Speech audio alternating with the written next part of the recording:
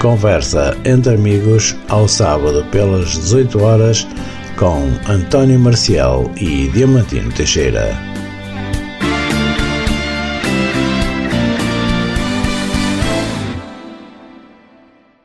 Olá, boa tarde, sejam bem-vindos a mais uma emissão de Conversa entre Amigos. Música Sem Fronteiras é outro dia.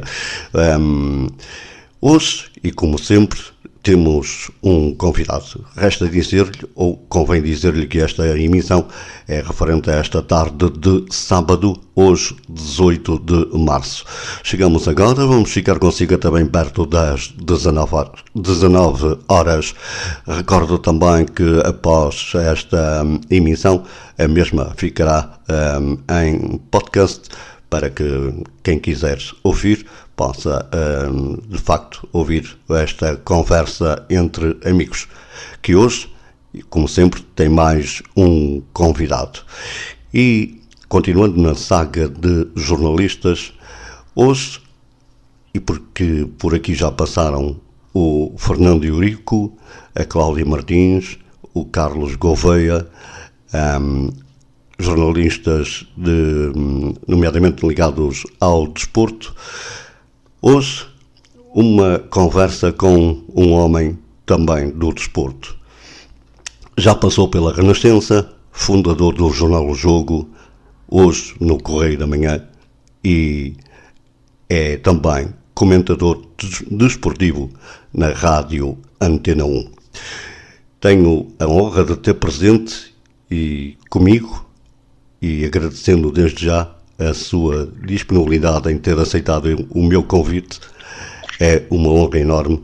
Tenho na minha presença o Sr. Manuel Queiroz. Boa tarde, Sr. Manuel. Se for possível, peço-lhe que me faça uma pequena biografia sua. Boa tarde. Boa tarde. Olha, nasci no Porto, fez na segunda-feira 63 anos. Então, parabéns. Obrigado. E depois estudei no Porto, fiz o curso de aquilo que antigamente se chamava germânicas. Na altura em que eu fiz, dizia-se, o nome próprio era Línguas e Literaturas Modernas, opção de inglês e alemão.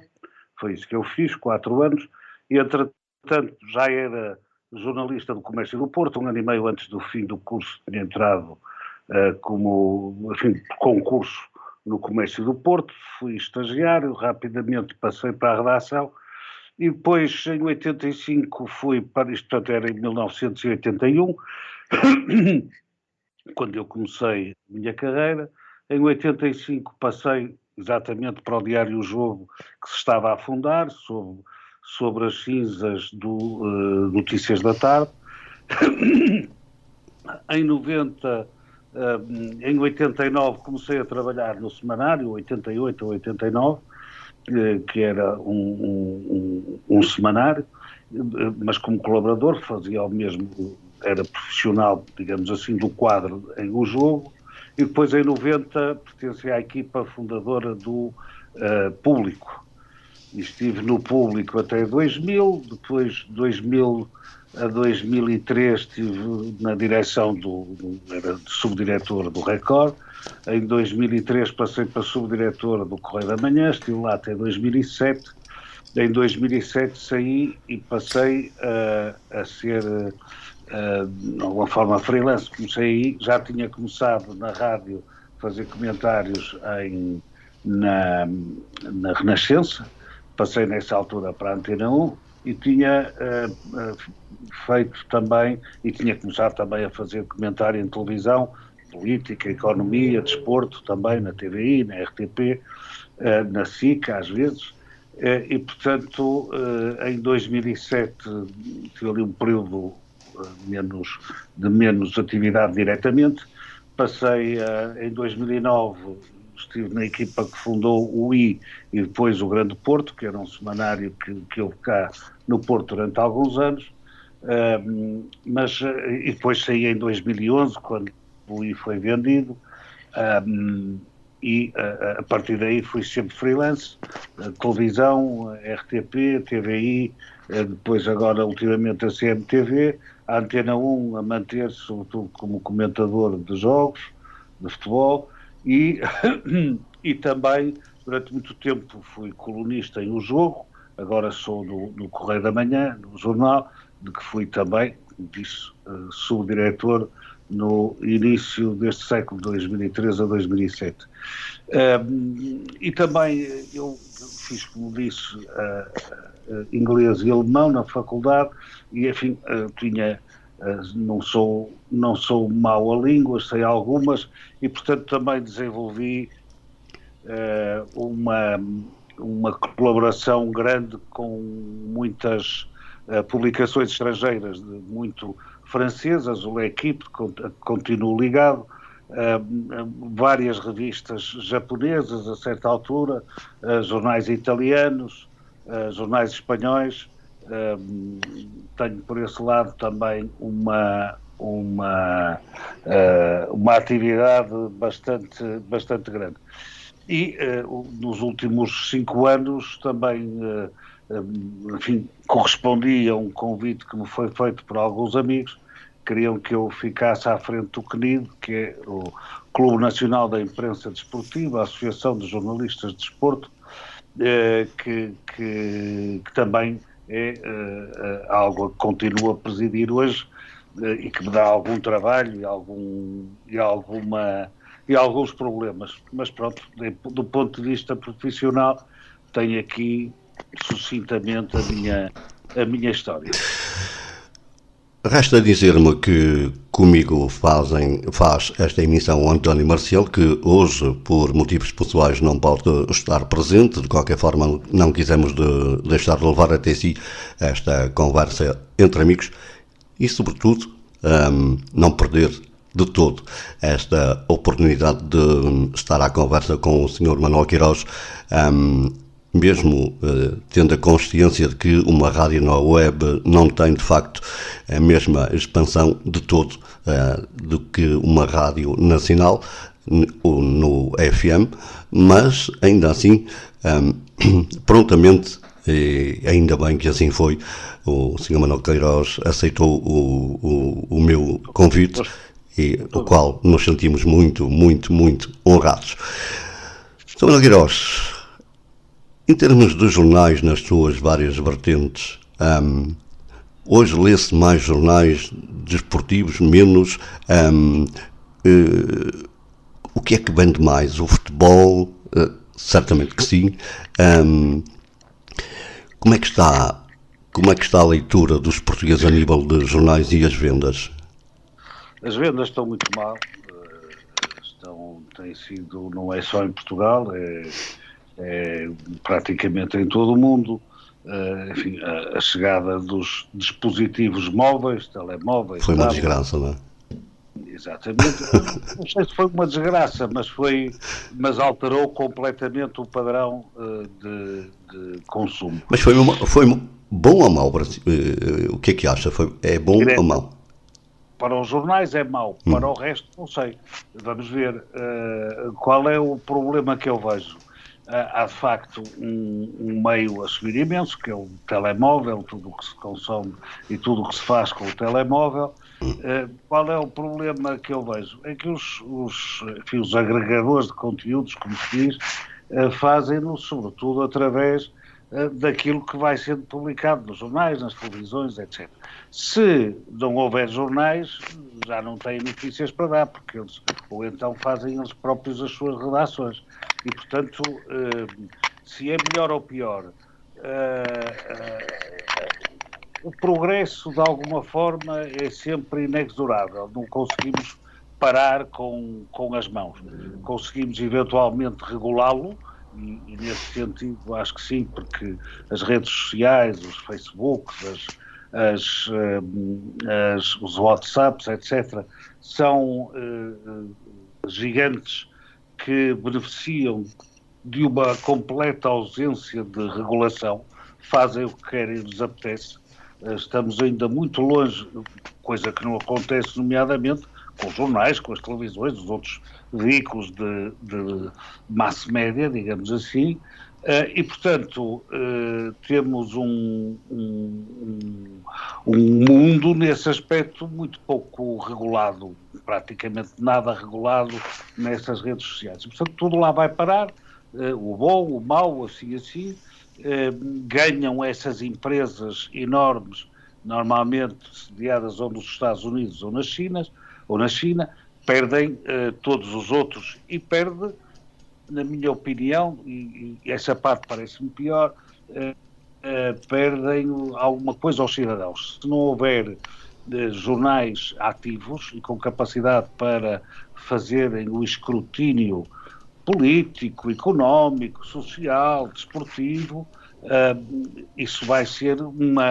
algo que a democracia vai lamentar a determinado ponto, não tenho dúvidas nenhuma. Mas pode ser que haja outra maneira de fazer isso. Eu não sei qual vai ser o futuro, não consigo prever, mas vai ser seguramente diferente daquilo que conhecemos. Dentro do jornal desportivo, qual é mesmo a sua praia? É o futebol ou tem outras modalidades? Não, olha, eu gostei sempre muito de desporto em geral. Fui, aliás, praticante de basquetebol. Eu e os meus irmãos, e 4 dos meus irmãos, chegámos a jogar 5 irmãos no Futebol Clube do Porto, na altura. Só não jogou o meu irmão mais novo, que ainda era muito pequeno. E sempre, enfim, houve em casa uma atitude de abertura ao desporto, de jogarmos hockey patins, de vermos todas as modalidades, voleibol, ténis, etc. E, portanto, gosto de todas. O único problema é que não sei de todas, nem consigo saber. E, portanto, aquela que eu sei alguma coisinha, pouca, eventualmente, portanto, é essa que eu me dediquei mais. Dentro disso, eu gosto muito da notícia. O jornalista que não gosta de notícias, na verdade, não é bem um jornalista. Eu gosto muito das notícias, mas pessoalmente sinto-me bem a fazer o comentário escrito, mais até, na minha opinião, melhor escrito que falado, mas gosto muito de estar atento ao que se passa e de ter uma visão mais, um pouco mais afastada das coisas, para poder vê-las com outra perspectiva, nas suas várias dimensões, e, portanto, gosto muito do comentário, sem deixar de gostar muito de notícias, porque é isso que nos faz, aos jornalistas, é isso que nos faz viver, no fundo. É a procura da notícia, é estar atento, é perceber o que é que as notícias querem dizer, porque há grandes notícias que não querem dizer nada e outras que parecem pequenas e querem dizer muito, e, portanto, perceber isso, estar atento a esse mundo, a ter essa curiosidade permanente de saber o que vai acontecer, tentar não tanto adivinhar, mas perceber por onde as coisas podem ir. Isso é algo que eu gosto muito. Sr. Manuel, incomoda o facto, e porque eu acredito que todos nós temos um clube, acredito que todos nós temos um clube, um partido político, por muito que digam que eu sou partidário, não gosto de futebol, mas eu acho que todos nós temos um pouquinho de cada coisa. Incomoda o facto de o conectarem com um determinado clube. Alguma vez já puseram em causa a sua isenção? Já há várias vezes, só que nesta vida não há forma de nos libertarmos disso. Já muitas vezes acharam que eu escrevi coisas porque era de um clube. Claro que depois esse clube também se queixa muitas vezes e, portanto, na verdade, o jornalismo não é um tipo de coisa em que se façam muitas amizades, mas é uma profissão onde se fazem boas amizades. Mas isso incomoda ou não? Incomoda-me porque, embora perceba, porque, digamos, é como as expressões e como tudo isso, Quem não perceber que isso acontece aos jornalistas, é melhor não ir para jornalista, porque vai sempre acontecer. Vai sempre acontecer. E atenção, que é ligeiramente diferente o clube ou o partido. Porquê? Normalmente. Porquê? Porque um clube é um clube de toda a vida. O partido muda. O partido, toda a gente tem coisas com que concorda ou que não concorda. Claro. E, portanto, com o clube é uma adesão completamente diferente. Não é racional, não é normalmente, é uma coisa emocional. E, portanto, a diferença é no fundo essa, mas é um bocadinho diferente da política e do desporto. E por isso, no desporto, eu também fiz muito jornalismo político, etc., muitos anos, comecei aliás aí, e portanto percebo que isto é diferente, é mais difícil, nesse aspecto é mais difícil o jornalismo desportivo, porque toda a gente acha que tem direito a dizer qualquer coisa no desporto. Eu lembro-me de um antigo diretor da Gazeta dello Sport, que é o grande jornal e o mais velho, mais antigo e o melhor diário desportivo italiano. Um dia o diretor, estava a ver se me lembrava o nome, a falar comigo, disse-me uma coisa que eu achei lapidar. Foi, eu quando aparece aqui alguém que quer ser jornalista e me diz que não tem clube, eu nunca o quero cá. Por uma de duas razões. Ou está a mentir, porque nós italianos, todos nós temos um clube. Ou então, pior ainda, não percebe nada disto, porque nós todos chegamos ao desporto, ou em grande parte pelo clube, pela adesão a um clube. Portanto, quando me dizem que não tem clube, não serve para isto, porque ou não sabe nada de desporto, ou está a mentir, pura e simplesmente. E, portanto, isso sim, a questão é que em Portugal não se aceita que os jornalistas tenham uma adesão a um clube, que obviamente tem e vem sempre de antes de ser jornalista, e portanto só que em Portugal convencionou-se que não... Deixe-me só dar-lhe aqui um exemplo. Eu acompanho o Campeonato Brasileiro, nomeadamente o Campeonato Mineiro, onde tenho o Atlético, o Cruzeiro e o América. E há uma coisa que na verdade eu admiro neles. Isto, eu não sei se é bom. Por um lado eu acho que é bom. E eles têm esta política que é assim, os jogos do Cruzeiro relatam os jornalistas que são do Cruzeiro. Os do Atlético relatam os jornalistas que são do Atlético. E assim sucessivamente. É evidente que... O Cruzeiro, como é que fazem? Não percebi. Quando é o Atlético Cruzeiro... Relatam dois, um de um e o outro de outro. Relatam um na primeira parte e o outro na segunda.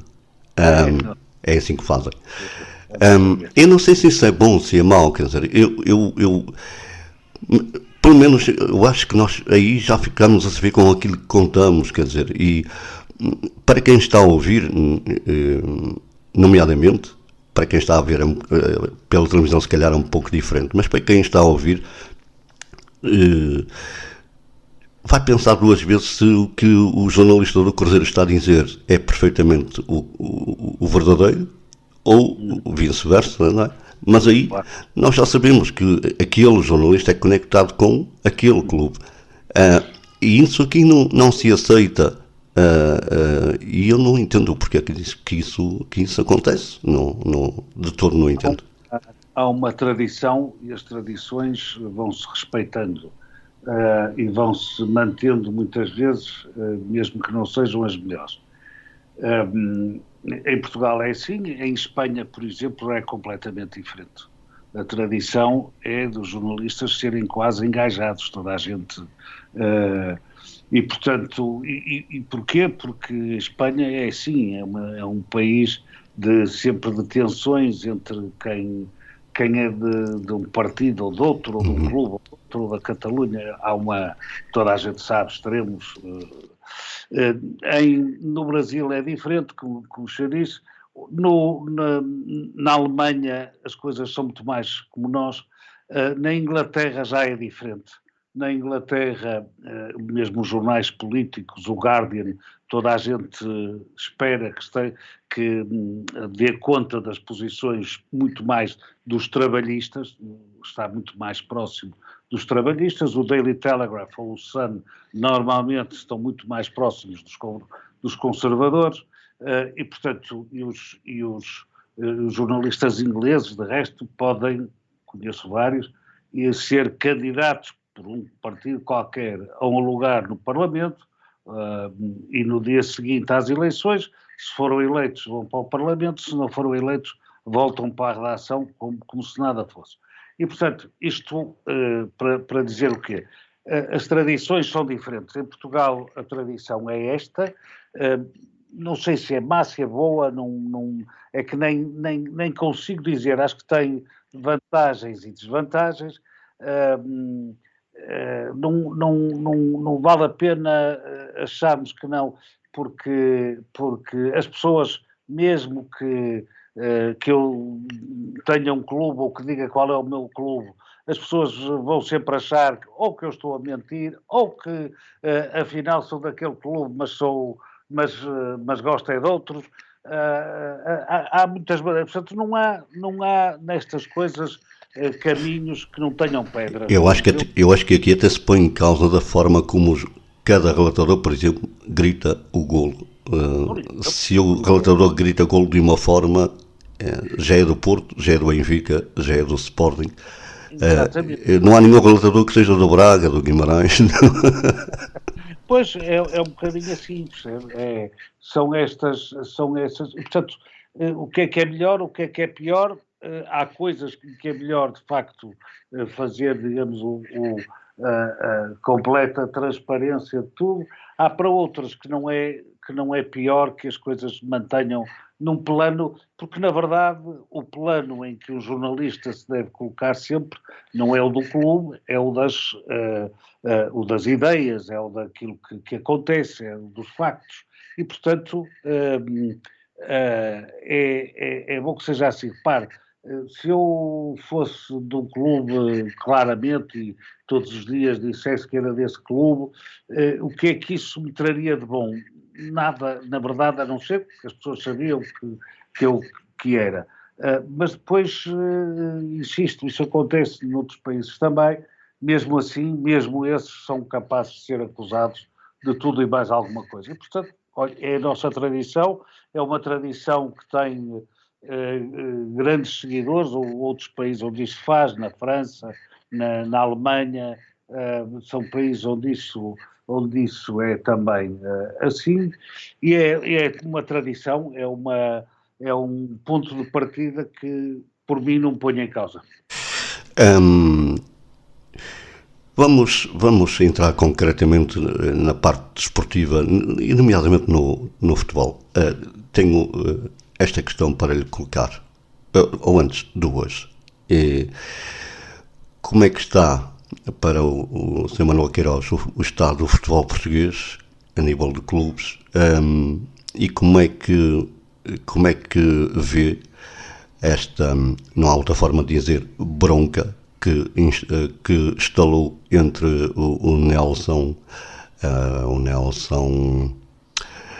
e agora falha-me o nome, o outro, e o Pedro Pichardo, É o Nelson Évora. O Nelson Évora, é verdade. Qual é a sua opinião sobre isto? Deixe-me dizer, eu acho que houve excessos de linguagem, eventualmente pessoas que não conseguem perceber exatamente em que país vivem, e vamos partir de um princípio que é as pessoas, a partir do momento em que o Estado português lhes confere a nacionalidade portuguesa, são portugueses para todos os efeitos. Isso é um princípio que temos que aceitar, mesmo sabendo que, sobretudo na Europa, há uma tendência para ser um bocadinho aproveitadora dos talentos que foram formados noutros lados e que naturalizamos, às vezes à custa de, enfim, sobretudo das melhores condições, como é evidente, e portanto essa é uma tendência geral. E portanto todos que têm nacionalidade portuguesa, a quem foi conferida a nacionalidade portuguesa, mesmo não tendo nascido em Portugal, para mim são portugueses. O Pedro Pichardo e o Nelson Évora são ambos portugueses, sobre isso não há qualquer tipo de dúvida, ainda que um tenha uma ligação mais forte, de mais anos, que é o Nelson Évora, e outro de menos, não é? Claramente menos anos, de Pedro Pablo Pichardo. Pois, estas trocas de argumentos são um bocadinho, de facto houve um processo agilizado para o Pedro Pablo Pichardo de nacionalização, mas o Estado deu-lhe assim, e o Nelson Évora, digamos, viveu muito mais anos aqui. Eu, enfim, não sei o que posso dizer, a troca de palavras foi bastante lamentável. Acho que não se avançou propriamente naquilo que era importante, que era um bocadinho discutir se devemos ou não entrar mais pela via da nacionalização de atletas, e há países, todos sabemos, o Qatar, não sei o que o fazem, de forma quase industrial, ou se devemos de alguma forma preservar aquilo que é a nossa natureza. Como diria o Herman, não havia necessidade, não é? Não havia necessidade, ou então havia necessidade de ir mais longe do que se foi. Sendo que, apesar de tudo, não é mau que haja discussão nos nossos jornais e nas nossas televisões entre dois homens que são dois campeoníssimos, dois extraordinários atletas, que discutem a nacionalidade portuguesa de alguma forma e como é que se faz e como é que não se faz, e isto tendo em conta, nomeadamente, tudo aquilo que sabemos dos processos dos judeus sefarditas que temos, enfim, em que o Estado português tem de alguma forma abençoado a sua nacionalização, tudo isto tem um lado que alguém vai ter que discutir, ou que se tem discutido, mas relativamente pouco. A outra sobre os clubes, eu vou-lhe dizer que como é que estão os clubes portugueses no futebol? Olha, estão bem, podiam estar melhor, mas na verdade um país de 10 milhões de habitantes que consegue aquilo que consegue no futebol, chegou a uma altura em que tinha aqueles que eram reconhecidamente como o melhor treinador de futebol do mundo, o melhor jogador do mundo, o melhor jogador de futsal do mundo, o melhor treinador de futsal do mundo, o melhor jogador de futebol de praia. São de facto coisas extraordinárias para um país de 10 milhões de habitantes. E quer dizer o quê? Quer dizer que Portugal é um país de futebol, não há volta a dar, mas que faz isso bem. Eu acho que não nascem estes seres todos que eu disse, José Mourinho, Cristiano Ronaldo, o Jordan, enfim, não nascem senão num ecossistema como o nosso, em que sabemos o que é o futebol, discutimos todos os dias, às vezes demais, de cedo, mas discutimos todos os dias o que é o futebol, sabemos o que é um bom jogador e um mau jogador. E, portanto, isto é um lado. Os clubes têm sido os pilares desta organização. Hoje, felizmente, a Federação é também um pilar muito forte, é um pilar mais rico até, do futebol português. A Liga é menos, mas tem procurado também dar passos para o profissionalismo. E se isto, um país de 10 milhões de habitantes, é o país mais pequeno, mais alto no ranking do futebol. E o ranking, estou a falar do ranking dos clubes. E, portanto, isto não pode deixar de ser um resultado meritório para as nossas condições de base. Podia estar melhor, podia, é óbvio, podia estar melhor. As SADs é que não vão aproveitando, não é? Pelo menos algumas. Pois tem havido, onde é que tem, se é que tem, vamos lá ver, falhado as coisas. Tem falhado alguma coisa na parte daquilo que é a governança das sociedades, aquilo que é a gestão das sociedades e dos clubes, já antes. Mas, insisto, estas coisas têm a ver também com tradições. Os nossos clubes não eram propriamente modelos de gestão, nunca foram. Portanto, depois passaram a ser SADs, ou passaram a incluir uma SAD, procurando exatamente dar passos para um caminho mais são. Eu acho que tem dado alguns passos nesse sentido, tem procurado aproximar-se dos melhores exemplos da Europa, tem feito aquilo que podem nesse sentido, e acho que é óbvio que se pode sempre fazer melhor, mas acho que dificilmente outro país poderá fazer tão bem como tem feito o nosso a esse nível de seleções, de clubes, vamos lá ver, o Benfica está nos quartos de final. É quase normal da Liga dos Campeões. Porquê é que é quase normal? Todos os anos o que tem acontecido é ir ver. Há normalmente um clube fora das 5 grandes ligas que chega aos quartos de final. Muitas vezes tem sido o Futebol Clube do Porto, nos últimos 2 anos foi o Benfica, ou pode ser o Ajax. Normalmente são estas 3 equipas que aparecem nos quartos de final da Liga dos Campeões, fora daquilo que são as 5 grandes ligas, Itália, Inglaterra, Espanha, Alemanha e França. Fora dessas a França nem tem nenhum clube nos quartos de final. Portugal teve quase a ter 2. E, portanto, isto é uma grande vitória. Até onde vai o Benfica, não sabemos. Mas pode ir mais longe ainda, não tenho dúvidas disso, se o sorteio for positivo. Enfim, e, portanto, isto é um resultado que deve ser devidamente reconhecido. Nesse aspecto, o futebol português tem bons jogadores, bons clubes, boas equipas, bons treinadores. Lembro que estamos na emissão de Conversa entre Amigos, uma emissão referente a esta tarde de sábado 18 de março. Estamos em www.onda nacional, estamos também na Radiosnet em radios.net, estamos na Rádios Online e na TuneIn Radio. São algumas das plataformas onde pode ouvir as emissões da Rádio Onda Nacional.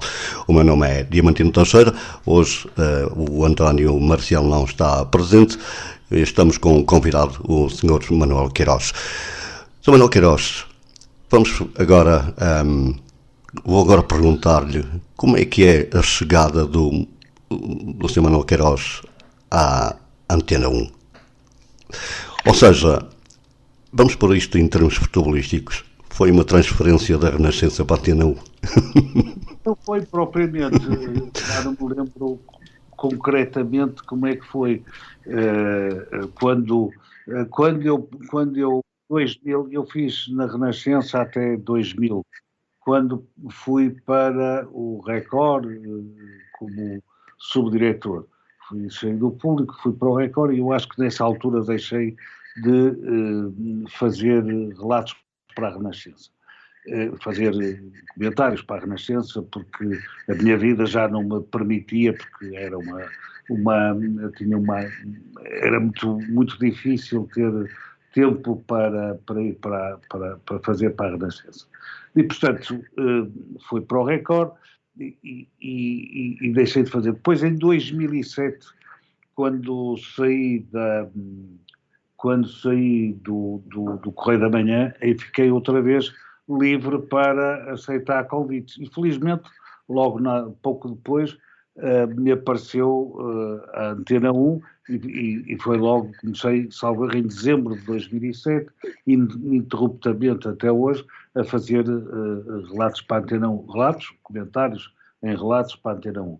E, portanto, não houve propriamente uma transferência, foi, de facto, um convite quando eu estava naquele momento sem fazer nada para as rádios. Já tinha feito antes também para a TSF, cheguei a fazer com o saudoso Fernando Correia e, portanto, na altura foi pacífico, não houve, de facto, transferência de um lado para o outro, foi apenas, não estava sequer a trabalhar em rádio naquela altura.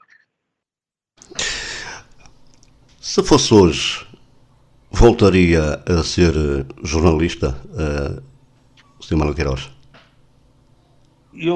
Se tivesse que voltar atrás, não é se fosse hoje, se tivesse que voltar atrás, voltaria a ser jornalista, nomeadamente jornalista desportivo, por exemplo? Não sei se voltaria. Tenho a certeza de uma coisa.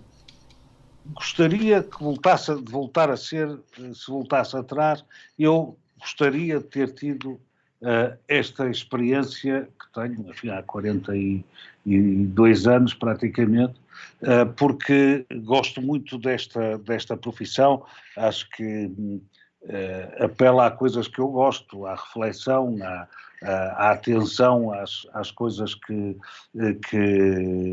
vão acontecendo no mundo, ao desenvolvimento, ao conhecer as pessoas, conhecer as pessoas comuns, como poder conhecer algumas das pessoas mais importantes do mundo. Se não fosse jornalista não teria tido essa oportunidade. E, portanto, não tenho dúvidas que se começasse hoje, gostaria na mesma de ser jornalista.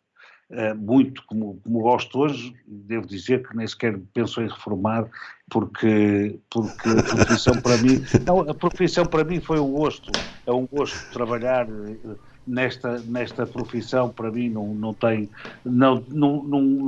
cansaço disso. Qual é o problema? É que eu não sei se fosse hoje eu teria as mesmas condições para ser jornalista, ou seja, hoje a profissão está muito mais difícil para quem entra, muito mais difícil de poder evoluir e desenvolver-se nela, muito mais difícil ter à volta, porque um jornalista sozinho não é ninguém, mas um jornalista numa redação já é muita gente, e faz toda a diferença.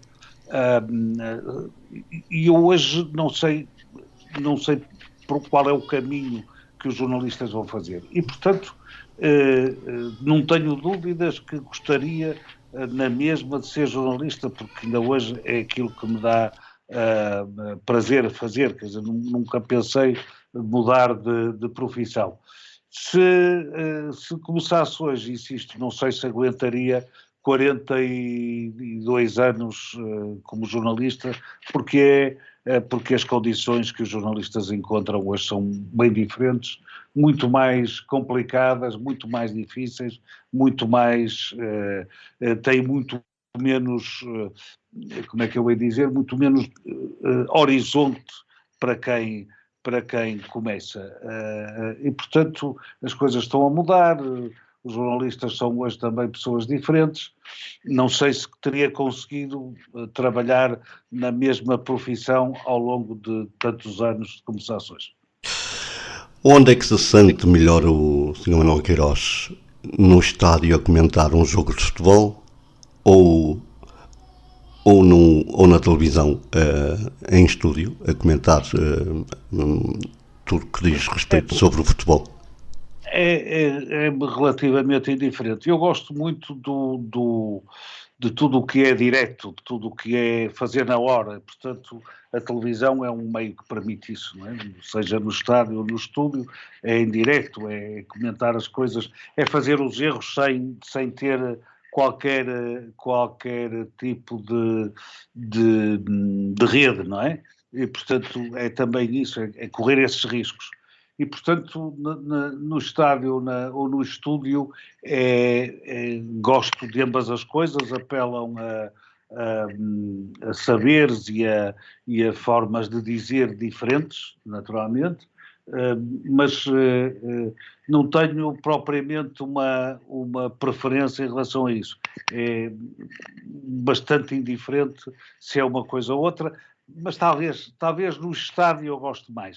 talvez o mais direto ainda, porque é em cima do acontecimento, e para um jornalista o acontecimento no momento é de facto sempre uma coisa com um enorme apelo, com uma atração, às vezes é pelo abismo, porque dizemos asneiras e é em direto, e já não se podem buscar as palavras depois de as dizer, mas sim, é sobretudo essa adrenalina do direto, do acontecimento que se está a presenciar e a tentar levar aos ouvintes ou aos espectadores uma ideia sobre aquilo que está a acontecer, para que as pessoas possam perceber melhor o jogo, se é que consigo fazer alguma coisa parecida com isso. Como é que fica o comentador quando há uma jogada importante, vamos partir da hipótese de um penalti, que para ele é penalti na hora, porque ele é a convicção que tem. Como é que fica um comentador desportivo quando depois é desmentido pelas imagens? Bem, pois não é fácil, não é? E vamos aprendendo com os erros que fazemos, vamos tendo mais calma também com os anos, etc. Ou seja, aquilo que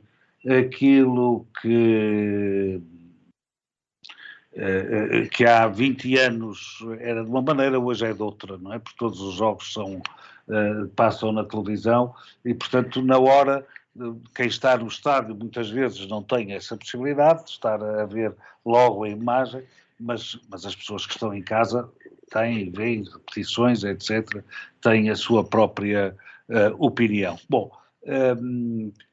isto acontece muitas vezes, embora hoje aconteça menos, como é evidente, porque há muitas coisas que aprendemos que parecem e que depois percebemos que não são. Mas é inevitável, não é?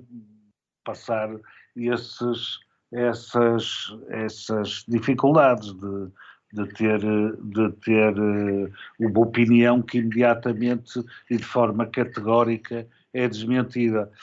E, portanto, o que é que se faz quando temos nós hoje mais dúvidas do que tínhamos quando a televisão não era tão presente e, portanto, defendemos-nos um bocadinho mais. Parece, talvez não, talvez sim, o que é que dizem as imagens? Se a gente vir que os antigos árbitros que criticam as arbitragens, ou que fazem a crítica de arbitragens no dia seguinte ao jogo, tantas e tantas vezes estão eles próprios entre si em desacordo, e digamos, leem todos o mesmo livro, quem não é daquilo, quem não é da arbitragem, necessariamente também tem uma opinião que não, muitas vezes não coincidirá com a deles. E, portanto, havia um amigo meu, italiano, muito meu amigo, e por acaso ainda estive com ele há poucos dias, que me dizia, há muitos anos, il calcio sono opinioni, ou seja, o futebol são opiniões. E é verdade, para lá dos resultados, depois o futebol são opiniões. E cada um tem direito à sua, mas tem direito, se for sério e honesto perante aquilo que vê. Isso, sim, por muito que possa até ver diferente, mas tem que dizer porque é que viu diferente, dizer porque é que acha que não é, não só mentir descaradamente, como fazem muitos comentadores clubistas, como se sabe. E, portanto, ser porque para um jornalista a credibilidade, a seriedade é o único património que tem. Geralmente não tem um grande património económico ou financeiro. O único que tem, na verdade, para a sua vida é o da credibilidade, de as pessoas lhe reconhecerem a seriedade, muitas vezes com erros, evidentemente, mas a seriedade de procurar sempre ser justo, ser equidistante e ser objetivo o mais possível. Continuando ainda na saga do futebol, São Manuel, este campeonato português está ou não entregue? Está, não está, mas está a caminho, não é? Acho que se perguntarmos a opinião de 95% das pessoas que gostam de futebol, dirá que sim. Na verdade, há uma pequena margem em que o futebol pode ser uma revolução. E, enfim, 8 pontos neste momento quer dizer que há uma diferença de 2 vitórias e um empate. É muito, mas não é uma coisa que não possa acontecer. Até porque ainda vai haver jogos, nomeadamente entre os 3 primeiros. E, na verdade, entre os 4 primeiros.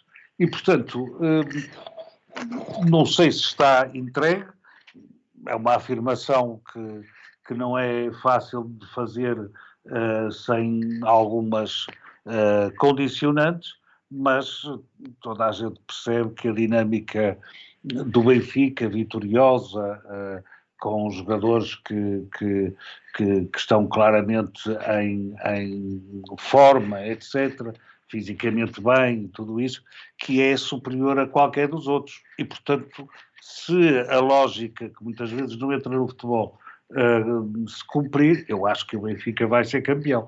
Mas há uma pequena margem de erro sempre nestas coisas, porque a matemática é o que é, não se pode fugir dela.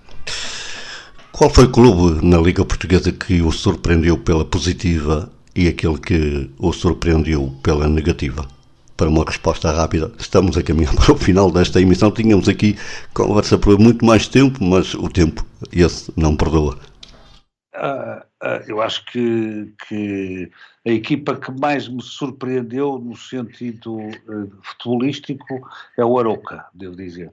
Porque é uma equipa que joga bom futebol e que é capaz de jogar no campo todo e joga exatamente da mesma forma em todo lado. Havia outra, e há outra que eu gosto muito, nomeadamente, que é o Vizela, que é um bocadinho no mesmo sentido, mas já não é uma surpresa, porque já o ano passado fazia isso. O Arouca este ano claramente deu um passo à frente.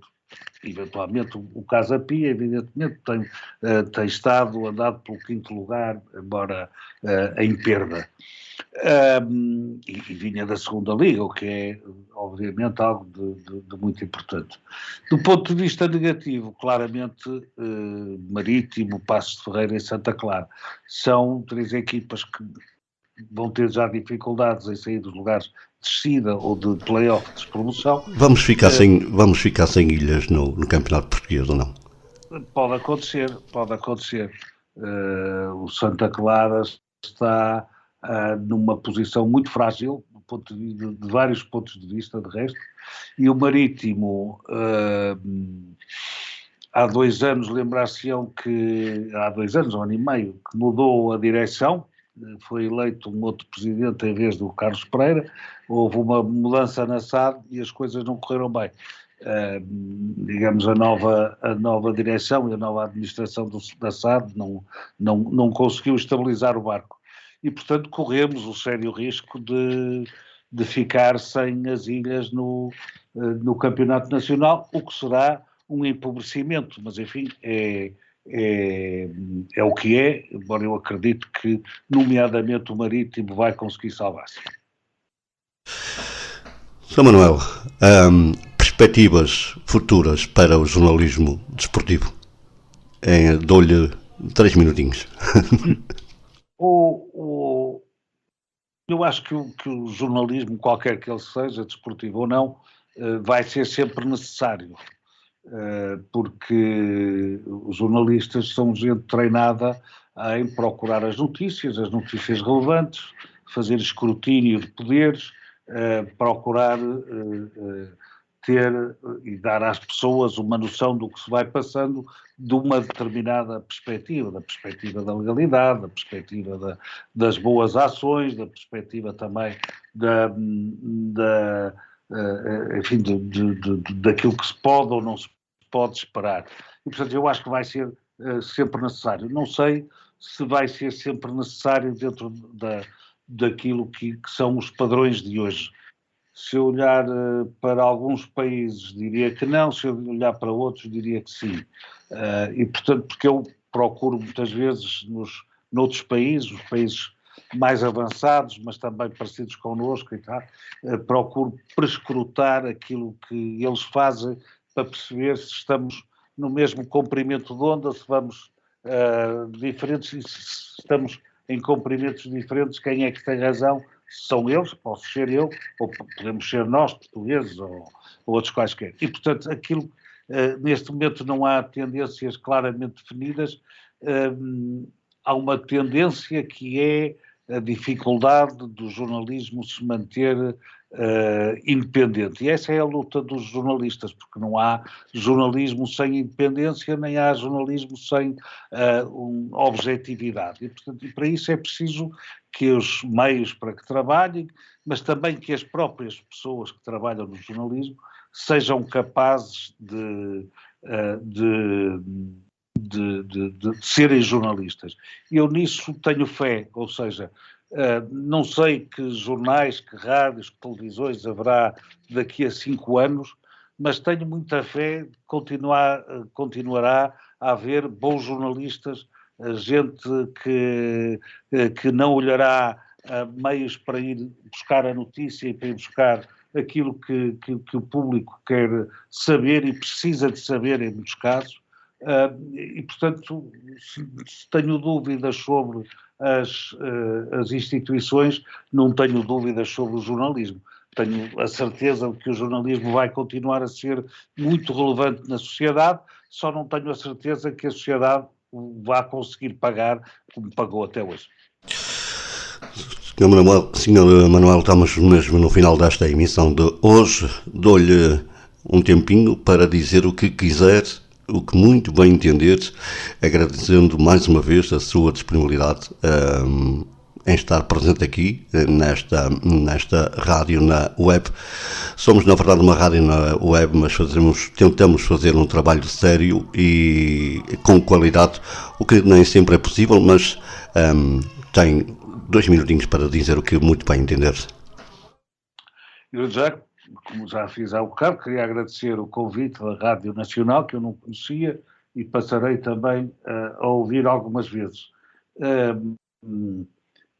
Acho muito importante todos os projetos que procuram transmitir alguma coisa às pessoas.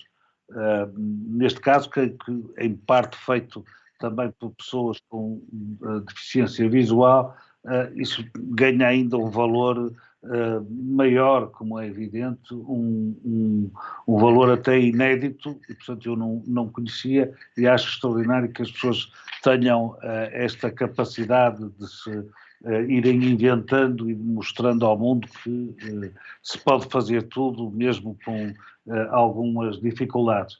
E finalmente dizer que nunca tenham dúvidas, vão sempre por aquilo que parecer a verdade, por aquilo que sentirem que é a verdade, que é...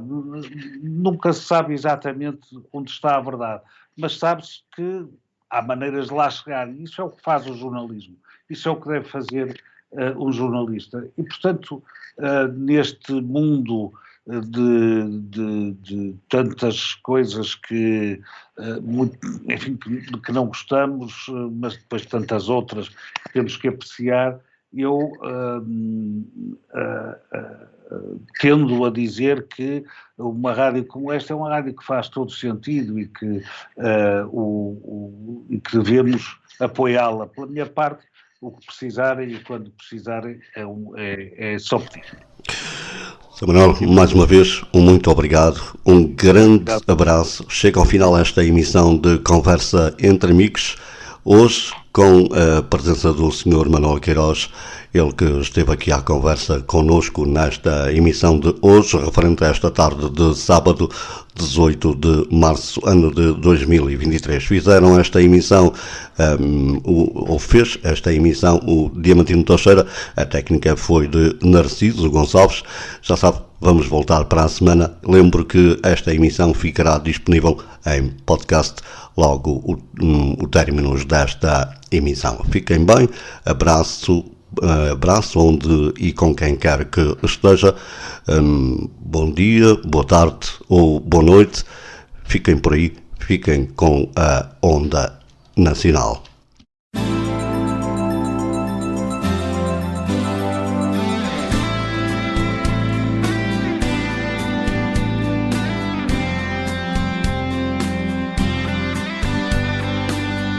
Conversa entre amigos ao sábado pelas 18 horas com António Marcial e Diamantino Teixeira.